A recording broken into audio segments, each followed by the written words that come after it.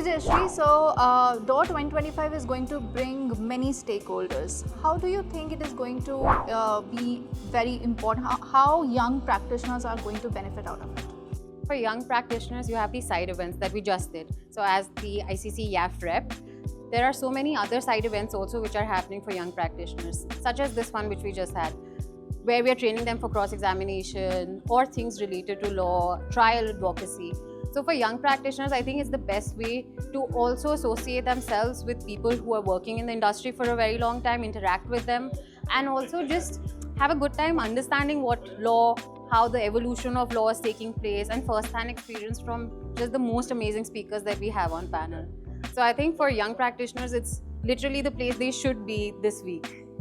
You have seen DAW 1.0, then 2.0, Yes. now this 3.0. Yeah. Tell me how it has been evolved. It's just getting bigger and better by every passing, DAW edition. It's just getting better.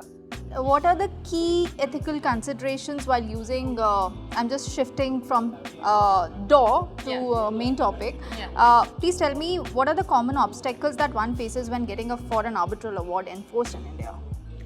Common obstacles, that's such a tricky question you've given me right now. I don't want to say something which I shouldn't otherwise, but the common obstacle that we generally face in our experiences, just let's say tracing the party against whom the enforcement has to take place. It gets really, really complicated in India because it's just so populous and there are so many people involved. To get asset tracing, for example, to get to the root cause of where exactly the enforcement has to take place, to ensure that, that party is solvent on the date of my execution or enforcement of the award. I think these are the key considerations that we take place. So of course that, you have to engage asset tracing people. You need to ensure that assets are there which you can seek attachment of, going to the relevant seat where you want to go ahead and get the enforcement done. So all of those are key consideration, at least in my opinion, which are most important when it comes to enforcement of arbitral awards. And from your experience, what is the hardest battle in preparing a witness for a cross? Assisting a witness in preparation for cross-examination. Sure.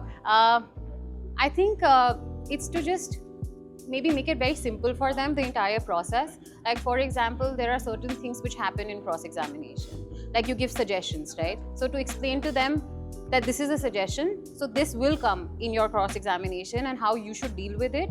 These are the options available to you. So you, according to your best judgment, should ensure which one you pick.